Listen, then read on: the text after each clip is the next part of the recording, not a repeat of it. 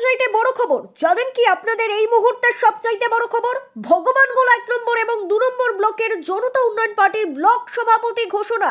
ভগবানগোলা 1 নম্বর ব্লকের ব্লক সভাপতি হলেন মোহাম্মদ হাজি জাকারিয়া সাহেব এবং 2 নম্বর ব্লকের ব্লক সভাপতি হলেন রানীতলা এলাকার বিশিষ্ট আইনজীবী মোহাম্মদ শাহজাহান আলী।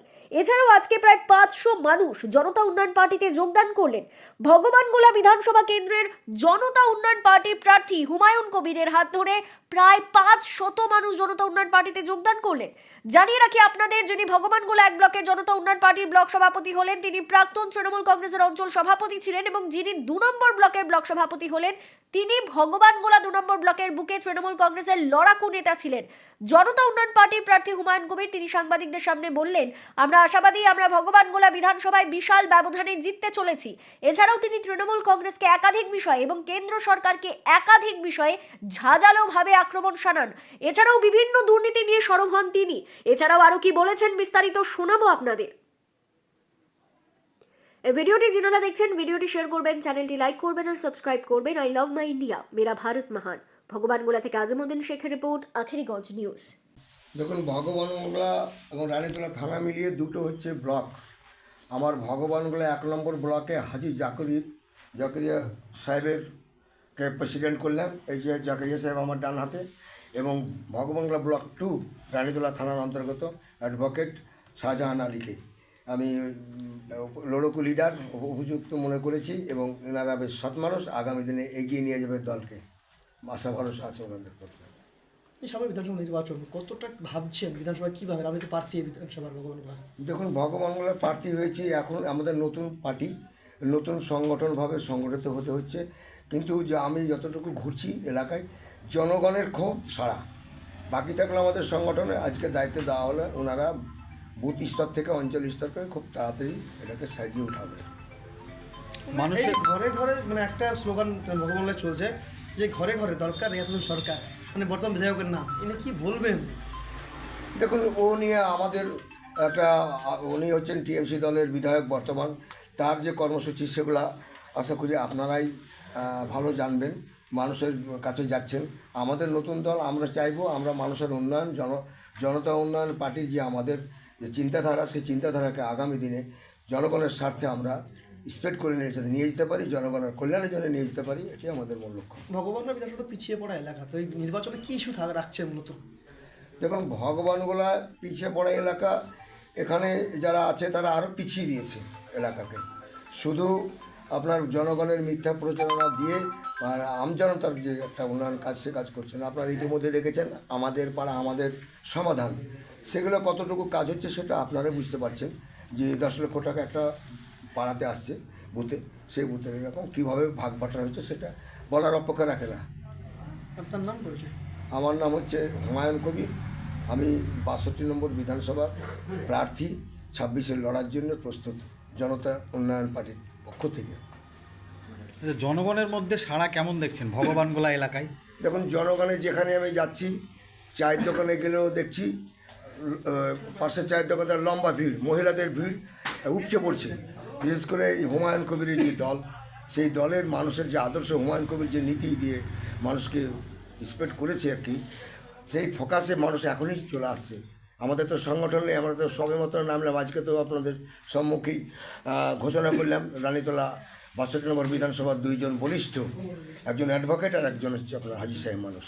তাদেরকে নিয়ে দায়িত্ব দিলাম দুটো ব্লকের, পাশাপাশি আমি থাকছি ডোর টু ডোর, আমি সব জায়গায় যাচ্ছি। সবার উৎসাহ, এখন পর্যন্ত কেউ বলেনি আছি, সঙ্গে আছি, জনতার সঙ্গে আছি, সঙ্গে থাকবো। আমরা কোনো মানে এই যে বিধবা ভাতা বলুন, এই লক্ষ্মীর ভাণ্ডার আমাদের চাই না। লক্ষ্মীর ভাণ্ডার টাকা দিয়ে প্ররোচনা করছে। আজকে যেমন এনআরসি ছিল, এই এনআরসির একটা ভোট বিগত দিনে করেছে, এনআরসিকে ভয় দেখিয়ে আবার এসআইআর চলে এসেছে। এসআইআরে কিচ্ছু হবে না, এসআইআর যারা থাকবে আমরা থাকবো। এসআইআর নিয়ে মানুষকে বিভ্রান্ত করছে, টেবিল অফিস খুলে বসে থাকছে। আসেন, দেখেন আপনাদের জন্য আমরা কাজ করছি, ভোটটা আমাদের দিয়েন। এই হচ্ছে প্রচার টিএমসির। আর আমাদের প্রচার হচ্ছে না, যেতে হবে না যাদের 2002 সালে আপনাদের তালিকাতে নাম আছে, তাদেরকে কোথাও যেতে হবে না। ফালতু এগুলো ভকাস করে মারছে। এই সরকার যে তাস খেলছে, সম্প্রদায়ের উপর একটা আঘাত আনছে।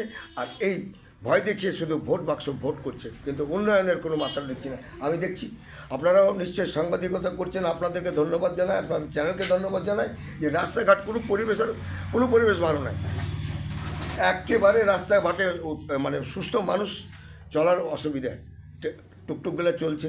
আমাদের আন্দোলন যেটা করব আগামীতে, যে টুকটুক গরিব মানুষ টুকটুক চালাচ্ছে, সেই টুকটুকের যে 18,000 চিন্তাধারা, সেই চুক্তির 16 থেকে 17,000 টাকা ট্যাক্স, আমরা এই ট্যাক্সের ন্যূনতম একটা গরিব মানুষ, তাদের সংস্থা নাই, কর্মসংস্থান নাই, কলকারখানা নাই, মানুষ বিদেশে চলে যাচ্ছে সুস্থ হবে, আর কফিন বন্দি হয়ে আসছে ফিরে। আর দোষ লাগছে কি, হুমায়ুন কবির বাবরি মসজিদ তৈরি করছে, তার জন্যে মানুষ মুসলমানকে ধরে মারছে মুর্শিদাবাদে। তাহলে এই হুমায়ুন কবির তো বাবরি মসজিদ ডিসেম্বর মাসে 6 তারিখে ঘোষণা করুন, তার আগে যেগুলো মরে গেছে সেগুলো কীভাবে মরছে, এগুলো আপনারা নিশ্চয় অনুভব করছেন। আজকে আগামী দিনে ঠিক বিস্তারিতভাবে বলবো সময় এলে। আমরা মোটামুটি আমরা জনগণের পক্ষে আছি, পরিষ্কার কথা, দল জনগণের পক্ষে আছে। আমরা হিংসার রাজনীতি করব না, ভালোবাসা দিয়ে মানুষকে জয় করব, অসহায় মানুষের সঙ্গে থাকব। অসহায় মানুষ যারা আপনার কর্ম পাচ্ছে না, আমরা যদি আসি মানে সরকারের, তাহলে আমরা সেসব ব্যক্তিদের আমরা দেখেছেন ইতিমধ্যে হুমায়ুন কবির ঘোষণাই করেছে, তো সেগুলো আমরা নিশ্চয়ই ভাববো।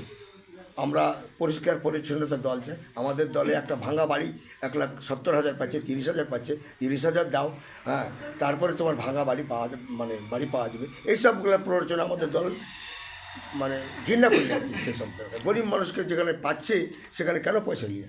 আচ্ছা, আপনি জিত নিয়ে কতটা আশাবাদী ভগবান গোলায়? দেখুন, মানুষের ভিতরকার মন, অনেকে গেরিলা ফাইট করে, অনেকে প্রকাশ্যে আসছে, তবে আমি আমার দলকেই, আমি ব্যক্তিগত আমার একটা ভোট, কিন্তু আমার দলকেই জনতা উন্নয়ন পার্টির দিকে লক্ষ্য করে ভগবানগোলা বিধানসভায় প্রায় বিগত দিনে 2,70,000 ভোট ছিল, তার মধ্যে আমি আশাবাদী সবার চাইতে ভোট নিয়ে আমার দলকে গিয়ে জিতিয়ে দেবো 65 নম্বর বিধানসভা থেকে। আপনাদের আশীর্বাদ, জনগণের আশীর্বাদ নিয়ে। থ্যাংক ইউ, ধন্যবাদ। ইতিহাস সাক্ষ্য আছে যে ভারতবর্ষের রাজনীতি সবসময় আইন কেন্দ্রিক, ঠিক আছে। বর্তমানে আমি একজন আইনজীবী হিসাবে এটুকুই বলবো যে আমার দল আমাকে যে দায়িত্ব, গুরু দায়িত্ব অর্পণ করেছেন, সেটাকে সর্বতোভাবে আমার সার্বিক চেষ্টা থাকবে দলকে শীর্ষ পর্যায়ে পৌঁছানোর। এবং আমাদের প্রার্থী ইতিমধ্যে ঘোষণা হয়েছে, মাননীয় হুমায়ুন কবির মহাশয়, তিনাকে সর্বাধিক ভোট পেয়ে আমাদের বিধানসভায় পাঠানো, এই হলো আমার লক্ষ্য। দ্বিতীয় কথা, আমি একদম শুধুমাত্র আইনজীবী এরম নয়, আমি একটা পার্টির সঙ্গে এর আগে সংযুক্ত ছিলাম, তৃণমূল কংগ্রেস। যার চিন্তাধারা, যার ভাবধারা এতটাই জঘন্য, বর্তমানে যিনি মাননীয় মুখ্যমন্ত্রী, তার যে দ্বিচারিতা, তার যে মিথ্যাচার, তার যে গেরিলা প্রসেসে মুসলিমদেরকে, মুসলিম সম্প্রদায়কে ধ্বংস করার বিজেপির সঙ্গে যে চক্রান্ত, সেটা মানুষের সামনে বহিঃপ্রকাশ হয়েছে। মুসলিম সমাজ আজ মাননীয়কে দেখতে চায় না ওই সিটে, অর্থাৎ মুখ্যমন্ত্রীর পদে। কেননা তিনি মুসলিমদের সঙ্গে একাধিকবার, একবার নয় একাধিকবার মানুষের সঙ্গে বিশ্বাসঘাতকতা করেছেন। কেমন?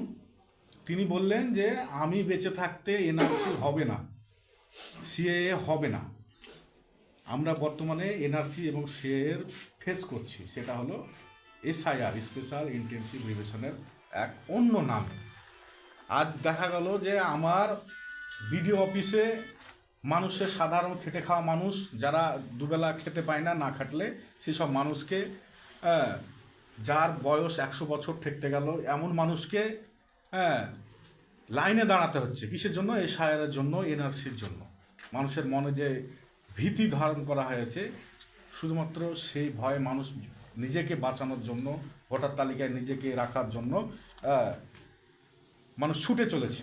এই যে কাগজ নিয়ে লাইনে দাঁড়ানোর যে একটা হ্যাবিট মানুষের মধ্যে তৈরি করা হচ্ছে, মানুষের মধ্যে দ্বিচারিতা তৈরি করা হচ্ছে।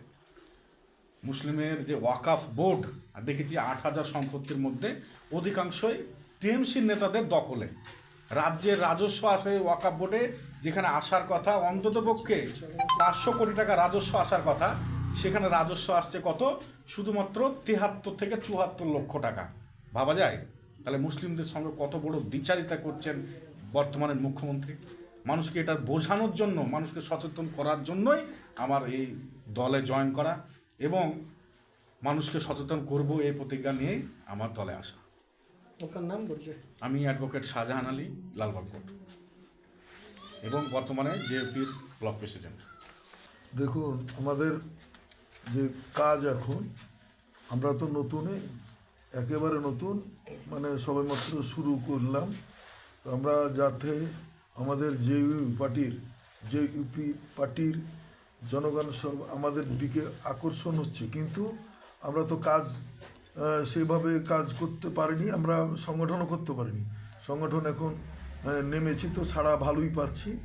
আমরা চাই এই সংগঠন একটু উন্নত হবে এবং জনগণের যে আশা আকাঙ্ক্ষা আমরা আমাদের দলীয়ভাবে সেগুলো পূরণ করার যথাসাধ্য চেষ্টা করব এবং আমরা জনগণের পাশে দাঁড়াবো, এই বলে আমরা পার্টিটা বিগত করছি। দিনে তো আপনি তো অন্য রাজনৈতিক দলে ছিলেন, হ্যাঁ, ছিলাম। তৃণমূল কংগ্রেস ছিলেন, সেইখান থেকে হঠাৎ করে জনগণ পার্টিতে আসার কারণ? দেখুন, এক কথা বলতে গেলে এখন কি বলবো, তৃণমূল পার্টি যখন আমাদের ভগবানগোলা ব্লকে 8,000 ভোট ছিল, তখন আমরা কংগ্রেস থেকে সরে এসে 47,000 ভোট পৌঁছেছিলাম। এবং তখন এমনকি তখন এই আমাদের ভগবানগোলা ব্লকে বা 1 নম্বর 2 নম্বর মিলিয়ে মমতা ব্যানার্জিকেও চিনত না। এই মুহূর্তে সেই টাইমে আমরা এগিয়ে এসে অনেক পরিশ্রম করে জনগণের ভোট আমরা সেই এতে নিয়ে এসেছিলাম। আসার পর দেখলাম 2018 সাল পর্যন্ত দেখলাম এই পঞ্চায়েত ভোট, কোদলের ডামাটের ভোট, তারপরে বাড়িঘর যে পাবে কেন্দ্রীয় বাড়িঘর, তার টাকা কাটা, বিভিন্ন তোলা শুরু করে দিল। এই জন্য আমি ওই জন্য দল ছেড়ে চলে আপনি অঞ্চল সভাপতি ছিলেন দলের? হ্যাঁ আপনি দলের অঞ্চল সভাপতি ছিলেন? হ্যাঁ, অঞ্চল সভাপতি ছিলাম। এই তোলাবাজির জন্য আমি ছেড়ে চলেছি। আমরা কোনো জনগণের কাছ থেকে কোনো 5 পয়সা আমরা তুলিনি, আমরা কাউকে বলিনি, বরঞ্চ আমরা নিজের থেকে দিয়ে যতটুকু পেরেছি ততটুকু দিয়ে দলটা নিয়ে এসেছিলাম। দেখা গেল পরবর্তীতে দিন দিন যা হচ্ছে এখানে থাকা গেল। আপনার নাম? আমার নাম মোহাম্মদ হাজি জাকারি।